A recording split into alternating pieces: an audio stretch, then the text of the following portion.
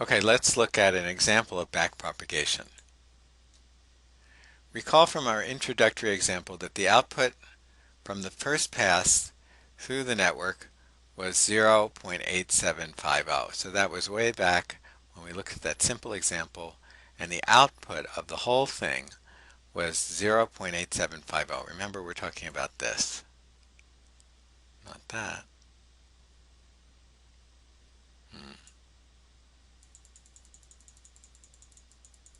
This example and this picture. So the output over here, after we used these initial values, initially randomly assigned weights, and this first pass, or this first record, we got 8.750 or something like that.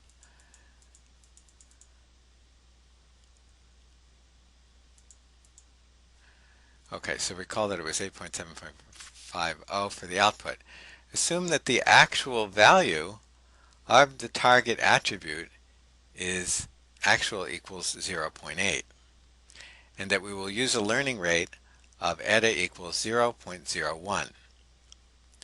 Then the prediction error is this minus this, right? The actual minus the output. So it's that. And we may apply the foregoing rules to illustrate now. So what are we going to do with this error? What we want to do is sort of distribute responsibility of it to all of the weights. And we may apply the foregoing rules to illustrate how the backpropagation algorithm works to adjust the weights by portioning out responsibility for this error to the various nodes. Although it's possible to update the weights only after all the records have been read, neural networks use stochastic or online backpropagation, which updates the weights after each record. So you could just wait until you've done all the weights, calculate the SSE from that, and then do it. But you could also do it one record at a time. First, the error responsibility, delta sub z for node z, is found. Okay, so we had that formula. I don't know where it came from. Since node z is an output node, we use the second formula, or no, sorry, the first formula, this one, which is this one. So the output was this for node z, 1 minus the output, the actual minus the output, and we get this. So that's what delta sub z is.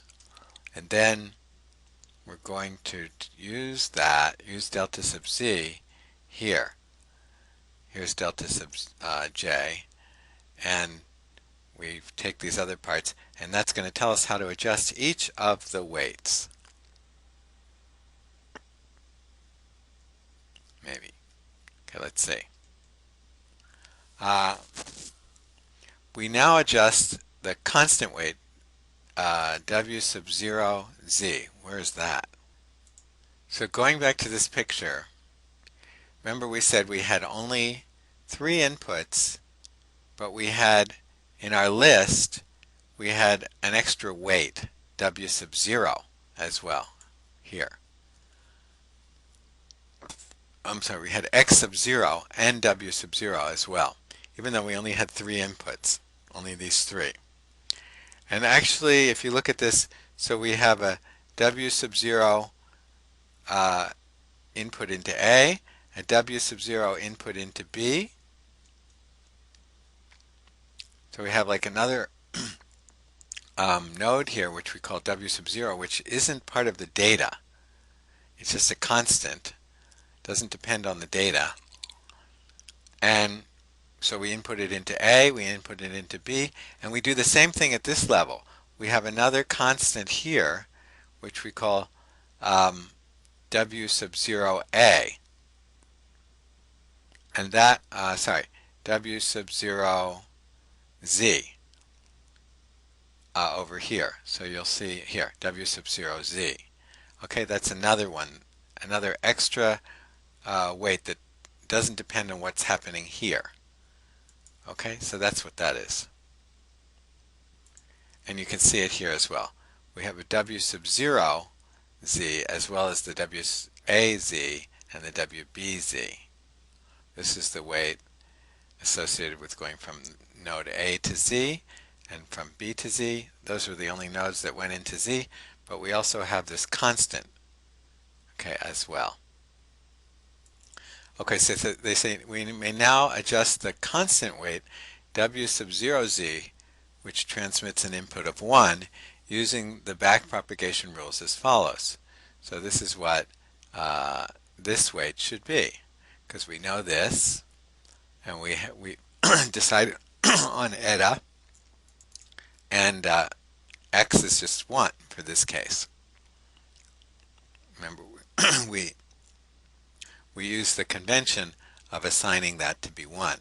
So we put in these values, and we get this number. And so the new value for W0Z is equal to the current value plus this change that we've calculated. So we get this minus that, which is this. Next we move upstream to node A. Node A is a hidden layer node. Its error responsibility is this. Okay, that was the formula, the other formula here that we didn't verify. This one here. So that's that formula here. So that gives you the formula for delta A. The only node downstream from A is node Z.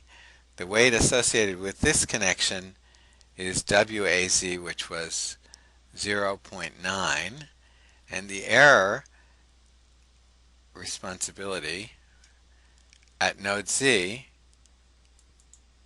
is that. Now remember, where did this WAZ equal 0.9? That was just given in our initial random assignments of the weights.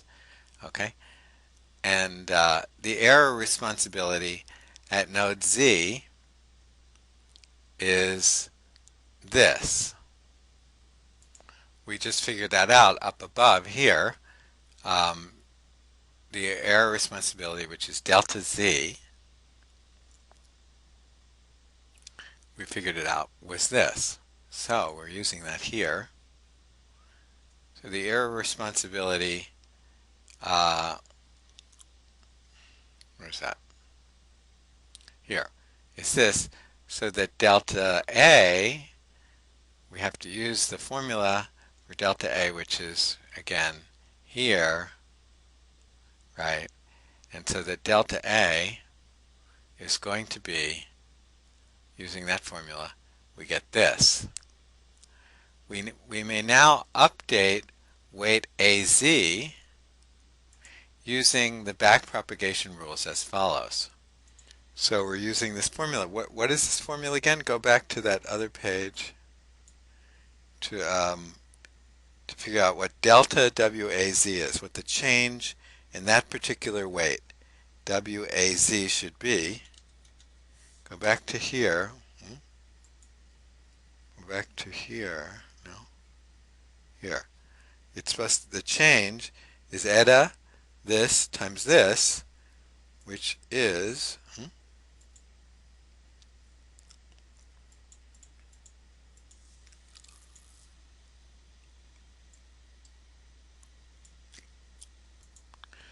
eta this, and this is the output from A. So that's the x value that they had up above. So we get these numbers, so we get this. So WAZ new equals the current weight plus this change, which we've calculated over here, and we do this, and we get this. Okay, so we're spreading responsibility for the error throughout the weights. And we're hopefully doing it in a way based on the derivative so that it's more effective at reducing the error. The weight for the connection between hidden layer node A and output layer node Z has been adjusted from its initial value of 0.9 to its new value of this. So the initial value was that, and now we've adjusted it just a little bit, I guess, but we've adjusted it. Next we turn to node B. So I'll just scroll through this. I'm not going to go through all of these details, and you can stop it and read it. But you can see that we're calculating the new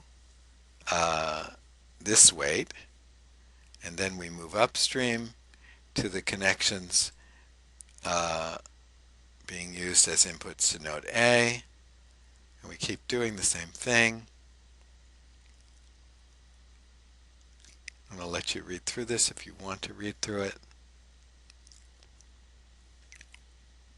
And then they even say adjusting the weights WB, 0B, 1B, 2B, and 3B is left as an exercise. So I'll let you do that as an exercise. Okay, now let's check this next paragraph. This is important. Note that the weight adjustments have been made based on only a single perusal of a single record. So far, we've only used one record, and we've adjusted all the weights based on the amount of error between what our prediction gave based on the random assignment of initial random assignment of weights. We got a prediction compared to the actual value of the target variable, and then based on that difference, we have now adjusted those random weights to a new set of weights, and hopefully it's better. Hopefully our gradient descent method provided us with new weights which where the error will be less. So note that the weight adjustments have been made based on only a single perusal of a single record. The network calculated a predicted value for the target variable, compared this output value to the actual target value, and then percolated the error in prediction throughout the network, adjusting the weights hopefully to provide a smaller prediction error. Showing that the adjusted weights result in a smaller prediction error is left as an exercise. So we leave it as an exercise to show that we actually do get a smaller error, and this actually worked. Okay, now what we do is, okay, we only did one piece of data now.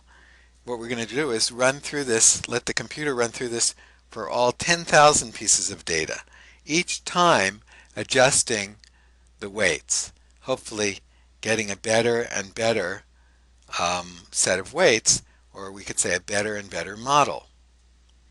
The neural network algorithm, so reading here, determination criteria. The neural network algorithm would then proceed to work through the training data set record by record, adjusting the weights constantly to reduce the prediction error. It may take many passes through the data set before the algorithm's termination criteria is met. So we go through all 10,000 records, each time adjusting the weights. Then we could again just feed the same data set through record by record again into this neural network, keep adjusting the weights. And then we could do it again, and the same data set again through. And we could keep doing this over and over and over again. And when do we stop? Well, we'd like to stop when the total SSE, the total error for the entire data set, is small. So it may take many passes through the data set before the algorithm's termination criteria is met. What then serves as the termination criteria or stopping criterion? If training time is an issue, one may simply set the number of passes through the data, or the amount of real time the algorithm may consume as the termination criteria. However, what one gains in short training time is probably bought with degradation of model efficacy. Alternatively, one may be tempted to use a termination criteria that assesses when the SSE on the training data has been reduced to some low threshold level. Unfortunately, because of their flexibility, neural networks are prone to overfitting. We talked about that. Memorizing the idiosyncratic patterns in the training set instead of retaining generalizability to unseen data. Generalizability means how well does this generalize to new data, or how well does this work when we have new unseen data. We might have memorized sort of the pattern of as I said before, the noise in our data set, and then it won't generalize that well. Therefore, most neural network implementations adopt the following cross-validation termination procedure. Okay, so take a look at this in terms of when you might stop, or I'm sorry, when the algorithm might choose to stop. Okay, you can stop this and read it. Okay, regardless of the stopping criteria used, the neural network is not guaranteed to arrive at the optimal solution, known as the global minimum for the SSE. Rather, the algorithm may become stuck in a local minimum, which represents a good, if not optimal, solution. In practice, this is not presented an insuperable problem. For example, multiple neural networks may be trained using different initialized weights, with the best performing model being chosen as the final model. So that's one way to deal with that. Second, the online or stochastic backpropagation method itself acts as a guard against getting stuck at a local minimum, since it introduces a random element to the gradient descent. I don't know about that. Alternatively, a momentum term may be added to the backpropagation algorithm with effects discussed below. Okay, let's stop here.